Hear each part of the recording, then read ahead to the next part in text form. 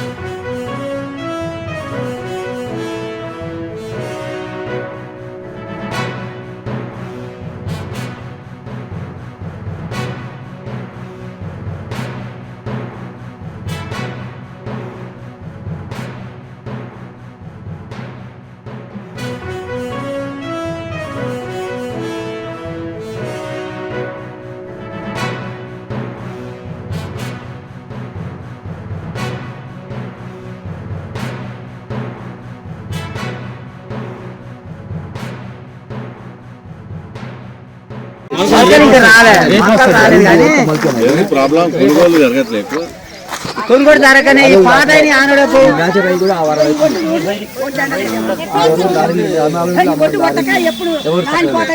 ఎప్పుడు దేవుని ఒడ్లు రాసి కొట్టమంటే రోజు పట్టాయి పేదవాళ్ళు ఉంటే నీకు అభ్యత ఉందా